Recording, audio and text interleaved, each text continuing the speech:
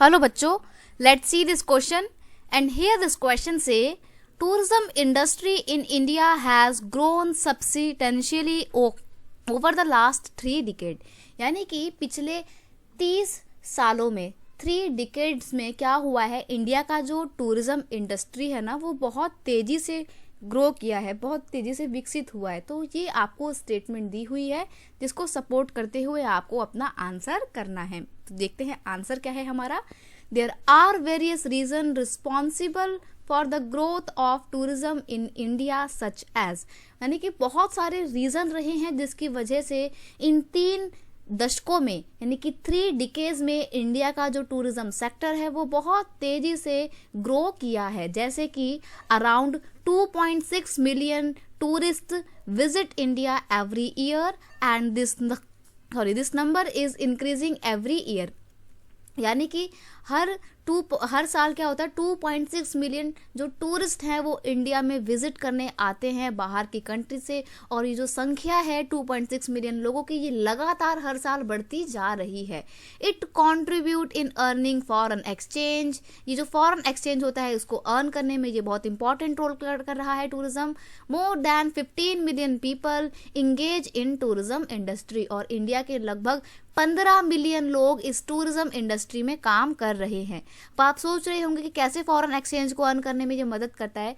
देखिए ये जो 2.6 मिलियन लोग बाहर से घूमने आए हैं इंडिया में, तो ये जो पैसा देंगे वो तो विदेश की पैसा होगा ना, विदेशी करेंसी होगा। तो जो बाहर के देशों का पैसा होता है उसको बोला जाता है फॉरेन एक्सचेंज। तो जब बाहर के देश के लोग इंडिया में घूमने आएंगे तो वो बाहर की पैसा हमारे को देंगे, बाहर की करेंसी हमारे को मिलेगी, तो इससे हमारा जो फॉरेन एक्सचेंज स्टॉक है वो बढ़ेगा। तो इसलिए बहुत इंपॉर्टेंट है ये कंट्री की प्रॉस्पेरिटी के लिए भी।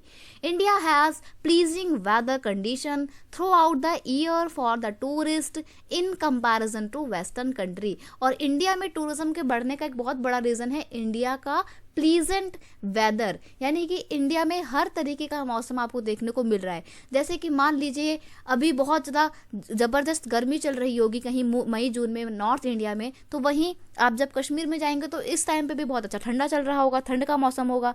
सिमिलरली जब फरवरी जनवरी के बीच में इंडिया में बहुत ज़्यादा कड़ाके की ठंड पड़ रही होती है, उस टाइम पे अगर आप साउथ में जाएंगे, साउथ में केरला, विशाखापट्टनम, मालाबार कोस्ट, इन सब एरिया में मौसम बहुत ही क्या होता है, सुहावना सा होता है, बहुत ज़्यादा ठंड नहीं होती है। तो हर तरीके का वेदर इंडिया में देखने को मिलता है पूरे साल भर।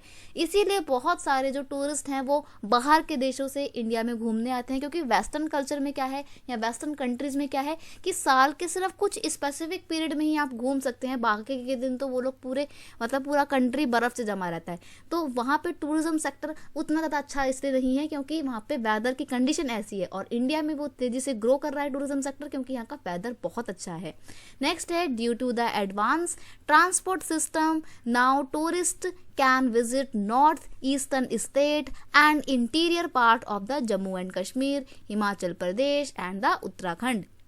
अब देखिए जो ट्रांसपोर्टेशन की फैसिलिटी होती हैं अलग अलग, बहुत ही एडवांस तरीके से ट्रांसपोर्ट सिस्टम इंडिया में क्या हो रहा है, फ्लॉरिश हो रहा है, डेवलप हो रहा है, जिसकी वजह से क्या हो रहा है, टूरिस्ट जो है वो इंडिया में अट्रैक्ट होते हैं। और क्योंकि ट्रांसपोर्टेशन की फैसिलिटी बहुत अच्छी है इसलिए वो जम्मू कश्मीर के इंटीरियर पार्ट में, नॉर्थ ईस्ट के स्टेट में, नॉर्थ ईस्ट स्टेट मतलब वो 7 स्टेट असम, मणिपुर, नागालैंड, मिजोरम एटसेट्रा में लोग घूमने जाते हैं, हिमाचल प्रदेश के पहाड़ देखने जाते हैं, उत्तराखंड की देवभूमि देखने जाते हैं। तो इंडिया में इतनी ज़्यादा वेरिएशन देखने को मिलती है जिस वजह से लोग बहुत ज़्यादा पसंद करते हैं इंडिया में आना, इंडिया में घूमना, और यही रीज़न है कि धीरे धीरे इंडिया का जो टूरिज्म इंडस्ट्री है वो ग्रो कर रहा है, क्योंकि अब गवर्नमेंट को टूरिज्म इंडस्ट्री की जो सिग्निफिकेंस है उसका अंदाज़ा लग चुका है। इसलिए गवर्नमेंट बहुत इन्वेस्टमेंट कर रही है टूरिज्म इंडस्ट्री में, और लगातार टूरिज्म इंडस्ट्री पिछले 3 दशकों में आगे बढ़ती चली जा रही है।